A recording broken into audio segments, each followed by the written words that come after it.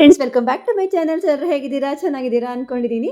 ಭೋಗಿ ಹಬ್ಬ ಆಗಿ ನೆಕ್ಸ್ಟ್ ದಿನ ಎಳ್ಳು ಬೆಲ್ಲ ಹಬ್ಬ. ಎಳ್ಳು ಬೆಲ್ಲ ಹಬ್ಬಕ್ಕೆ ಗೋಧಿ ಪಾಯಸ, ಮೊಸರು, ಅನ್ನ, ಎಳ್ಳು ಬೆಲ್ಲ ಎಲ್ಲ ಇಟ್ಟು, ಗಜರೆ, ಕಬ್ಬು, ಎಳ್ಳು ಬೆಲ್ಲ ಎಲ್ಲ ಇಟ್ಟು ಪೂಜೆ ಮಾಡಿ ಆಯಿತು. ಪೂಜೆ ಮಾಡಿದ ತಕ್ಷಣವೇ ಟಿಫನಿಗೆ ಏನು ಮಾಡೋದು, ನನ್ನ ಮಗಳು ಅಕ್ಕಿ ಕಡುಬು ಮಾಡು ತುಂಬ ಇಷ್ಟ ಅವಳಿಗೆ. ಸೊ ಬೆಂಗಳೂರಲ್ಲಿ ಇರ್ತಾಳಲ್ಲ, ಎಲ್ಲ ಅಡುಗೆಗಳನ್ನು ಮಿಸ್ ಮಾಡ್ಕೋತೀನಿ ಅಮ್ಮ ನೀನು ಮಾಡೋದು ಅಂತ ಹೇಳಿ.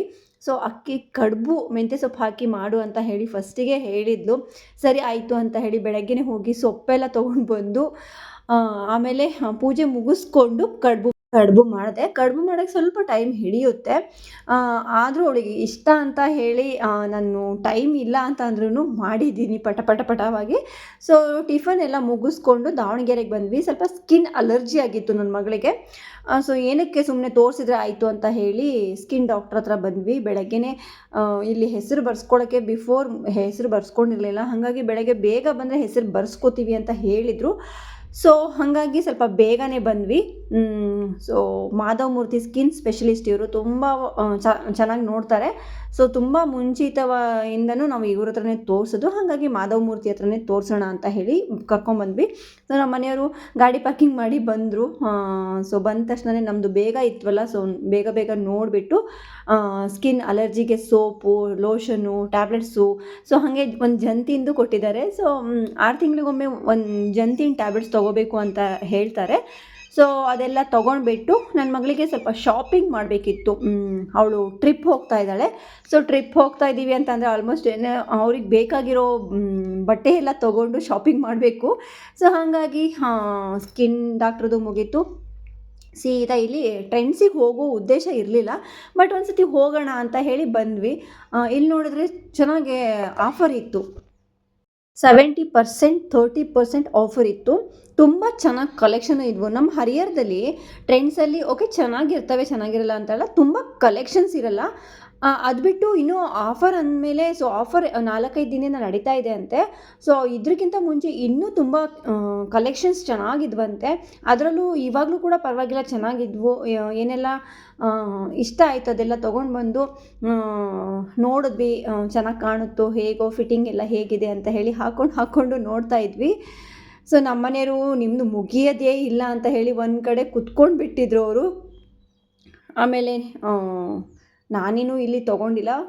ಸೊ ನನ್ನ ಮಗಳು ತೊಗೊಂಡ್ಳು, ಸಿಂಗಲ್ ಪೀಸ್ ಒಂದು ತೊಗೊಂಡ್ಳು. ಹಾಗೆ ಟೀ ಶರ್ಟ್ಸು ಡೈಲಿ ಹಾಕ್ಕೊಳ್ಳೋಕ್ಕೆ ಇರುತ್ತೆ ಅಂತ ಹೇಳಿ ಟೀ ಶರ್ಟ್ ಕೂಡ ತೊಗೊಂಡ್ಳು. ಟೀ ಶರ್ಟ್ ಬಂದುಬಿಟ್ಟು 299 ಆಫರ್ ಇರೋದ್ರಿಂದ ನಮಗೆ 90 ರೂಪೀಸ್ ಬಿತ್ತು.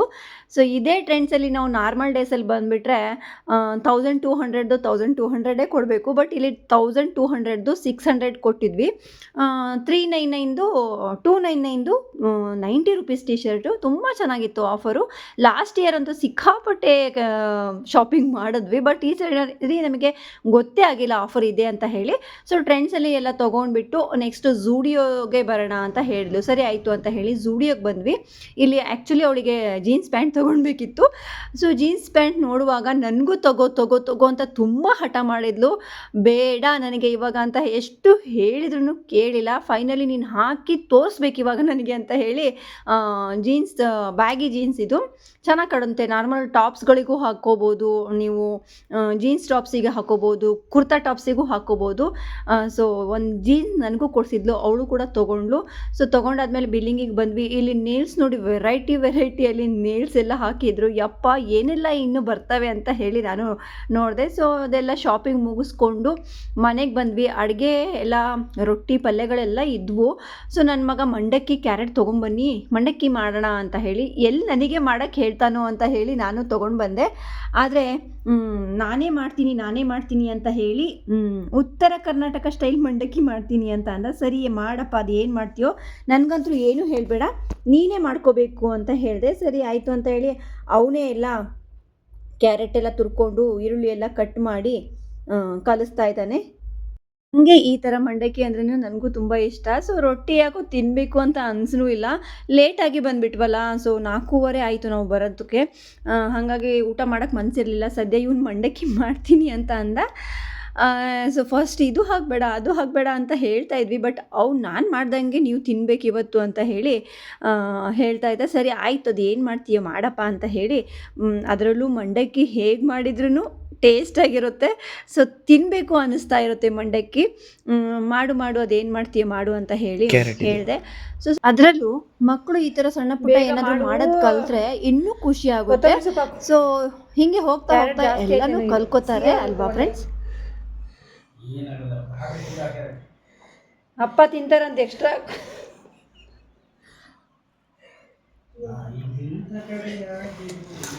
ಉತ್ತರ ಕರ್ನಾಟಕ ಸ್ಟೈಲ್ ಮಂಡಕ್ಕಿ ತಿಂತಾ ಇದ್ರೆ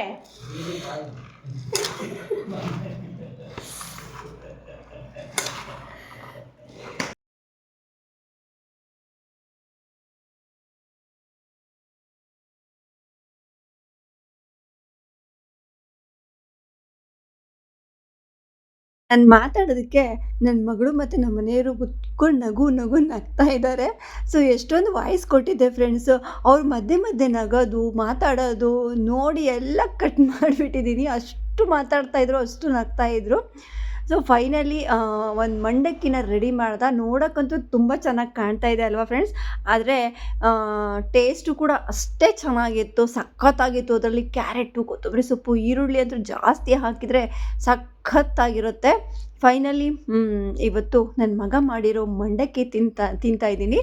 ಸೊ ಇನ್ನೂ ಇಷ್ಟೊಂದು ಕಲಿಸ್ಬಿಟ್ಟಿದ್ದ. ನನ್ನ ಮಗಳಿಗೆ ಹೇಳ್ತಾ ಇದ್ದೆ, ಅವಳು ತಿಂತೀನಿ ಅಂತ ಹೇಳಿದ್ಲು ಫ್ರೆಂಡ್ಸ್. ಇವಾಗ ರೊಟ್ಟಿ ತಿಂತೀನಿ ಅಂತ ಹೇಳ್ತಾ ಇದ್ದಾಳೆ. ಸೊ ತಿನ್ನು ಅಂತಂದರೆ ತಿಂದೇ ಇಲ್ಲ. ಸೊ ಇದಾದಮೇಲೆ ಸಂಜೆ ಎಳ್ಳು ಬೆಲ್ಲ ಎಲ್ರಿಗೂ ಕೊಡೋದು. ಸೊ ಅದಕ್ಕೆ ರೆಡಿ ಆಗಿದ್ದೆ ನಾನು. ಅದೆಲ್ಲ ರಂಪ ಮಾಡಿಟ್ಟಿದ್ದೆ ನನ್ನ ಮಗ ಎಲ್ಲ ತೆಗೆದುಬಿಟ್ಟು. ಮತ್ತು ಸ್ವಲ್ಪ ಬೇಗ ರೆಡಿ ಆದೆ. ಸೊ ಅಣ್ಣನೂ ಕೂಡ, ನಾನು ಅಮ್ಮನ ಮನೆಗೂ ಎಲ್ಲ ಅಂದರೆ ಅಮ್ಮನ ಮನೆಗೆ ಎಲ್ಲರೂ ಅತ್ತಿಗೆ ಅಣ್ಣಂದರು ಎಲ್ಲರೂ ಸಿಗ್ತಾರೆ. ಸೊ ರೆಡಿ ಆಗಿದ್ದೆ. ಅಣ್ಣ ಮತ್ತು ಅಣ್ಣನ ಮಗ ಬಂದರು. ಸೊ ಚೆನ್ನಾಗಾಯಿತು ಇಲ್ಲೇ ಬಂದು. ಅವರು ನನಗೆ ಎಳ್ಳು ಬೆಲ್ಲ ಕೊಡೋಕ್ಕೆ ಬಂದಿದ್ದರು. ಸೊ ಅವರಿಗೂ ಕೂಡ ಎಳ್ಳು ಬೆಲ್ಲ ಕೊಟ್ಟು ಸ್ವಲ್ಪ ಹೊತ್ತು ಮಾತಾಡಿ ಆದಮೇಲೆ ಅವ್ರ ಜೊತೆಗೆ ನಾನು ಅಮ್ಮನ ಮನೆಗೆ ಹೋದೆ. ಸೊ ಅಮ್ಮನ ಮನೆಯಲ್ಲಿ ಆಲ್ರೆಡಿ ಎಲ್ಲರೂ ಬಂದಿದ್ದರು, ನಾನು ಹೋದೆ. ಸೊ ನೋಡಿ, ಏನೇ ಯುಗಾದಿ ಆಗಲಿ, ಈ ಥರ ಸಂಕ್ರಾಂತಿ ಆಗಲಿ, ಬನ್ನಿ ಹಬ್ಬ ಆಗಲಿ, ದಸರಾ ಹಬ್ಬದಲ್ಲಿ ಪ್ರತಿಯೊಂದರಲ್ಲೂ ಅಮ್ಮನ ಮನೆಗೆ ಎಲ್ಲರೂ ಸೇರಿಬಿಡೋದು. ಸೊ ಎಲ್ಲರೂ ಅಮ್ಮನ ಮನೆ ಯಾಕಪ್ಪ ಅಂತಂದರೆ ಅಲ್ಲಿ ಎಲ್ಲರೂ ಬರ್ತಾರೆ. ಸೊ ಹಾಗಾಗಿ ಅಲ್ಲೇ ಒಂದು ಸ್ವಲ್ಪ ಹೊತ್ತು ಕೂತ್ಕೊಂಡಿರ್ತಾರೆ. ಹಾಗಾಗಿ ಎಲ್ಲರೂ ಒಬ್ರಿಗೊಬ್ರು ಸೇರ್ತಾರೆ. ಸೊ ಅದು ಬಿಟ್ಟು ಎಲ್ಲರೂ ಬರ್ತಾರೆ ಅನ್ನೋದು ಒಂದು ಎಲ್ರಿಗೂ ತಲೆಯಲ್ಲಿರುತ್ತೆ. ಸೊ ಹಾಗಾಗಿ ಬೇರೆ ಎಲ್ಲೂ ಹೋಗಲ್ಲ, ನಾವು ಇಲ್ಲೇ ಬರೋದು. ಸೊ ಇಲ್ಲೇ ಸಿಕ್ಬಿಡ್ತಾರಲ್ಲ, ಅವ್ರು ನಮಗೆ ಕೊಡ್ತಾರೆ, ನಾವು ಅವ್ರಿಗೆ ಕೊಡ್ತೀವಿ. ಸೊ ನಿಮಗೂ ಕೂಡ ಎಳ್ಳು ಬೆಲ್ಲ ತಿಂದು ಸಿಹಿ ಮಾತಾಡಿ ನಿಮಗೂ ಕೂಡ ಒಳ್ಳೆಯದಾಗಲಿ, ನೀವು ಅಂದ್ಕೊಂಡಿದ್ದೆಲ್ಲ ಈಡೇರಲಿ ಫ್ರೆಂಡ್ಸ್. ಹಾಗೆ ಎಳ್ಳು ಬೆಲ್ಲ ಎಷ್ಟೊಂದು ಜನ ಇದ್ದಾರೆ ಅಂತ ಅಂದರೆ ಎಲ್ಲರಿಗೂ ಒಬ್ಬೊಬ್ಬರಿಗೆ ಕೊಟ್ಟು ನಮಸ್ಕಾರ ಮಾಡ್ತೀವಿ. ಸೊ ಮಕ್ಕಳು ಎಲ್ಲರೂ ಬಂದಿದ್ದು ತುಂಬಾ ಖುಷಿ ಆಗುತ್ತೆ. ನನಗಂತೂ ಪ್ರತಿ ಸತಿನೂ ಪ್ರತಿ ವರ್ಷವೂ ತುಂಬ ಖುಷಿ ಆಗುತ್ತೆ. ಈ ಬನ್ನಿ ಹಬ್ಬದಲ್ಲಿ, ಯುಗಾದಿ ಹಬ್ಬದಲ್ಲಿ, ಲಕ್ಷ್ಮೀ ಪೂಜೆ ಮಾಡಿದಾಗೂ ಅಷ್ಟೇ ಎಲ್ಲರೂ ಬಂದಿರ್ತಾರೆ. ಎಲ್ಲರೂ ಮಾತಾಡ್ತೀವಿ, ಟೈಮ್ ಸ್ಪೆಂಡ್ ಮಾಡ್ತೀವಿ. ಇದೆಲ್ಲ ಆದಮೇಲೆ ಅವ್ರ ಜೊತೆಗೆ ಚೆಂದ ಮಾತಾಡಿಬಿಟ್ಟು ಮತ್ತೆ ಟೈಮ್ ಆದ ತಕ್ಷಣ ಎಲ್ಲರೂ ಹೊರಡ್ತೀವಿ. ಇನ್ನೊಂದು ಎಳ್ಳು ಬೆಲ್ಲ ಅಂತ ಅಂದರೆ ಎಲೆ ಅಡಿಕೆ, ಕಬ್ಬು, ಗೆಣಸು, ಗೆಜ್ಜರಿ, ಎಳ್ಳು ಬೆಲ್ಲ, ಬಾಳೆಹಣ್ಣು, ಬೋರೆಹಣ್ಣು ಇದೆಲ್ಲ ಕೊಟ್ಟು ಹೆಣ್ಮಕ್ಳಿಗೆ ಅರಿಶಿನ ಕುಂಕುಮ ಕೊಟ್ಟು ಕೊಡಬೇಕು. ಸೊ ಹೀಗೆ ನಾನು ಕೂಡ ತೊಗೊಂಬಂದಿದ್ದೆ. ನಮ್ಮ ಅತ್ತಿಗೆನೂ ಕೂಡ ಅವರು ಪ್ರತಿ ವರ್ಷ ಎಲ್ರಿಗೂ ಹಾಗೆ ಕೊಡೋದು. ನಾವು ಅಷ್ಟೇ, ನಮ್ಮ ಅಮ್ಮನೂ ಅಷ್ಟೇ, ಎಲ್ರಿಗೂ ಹಾಗೆ ಕೊಡೋದು.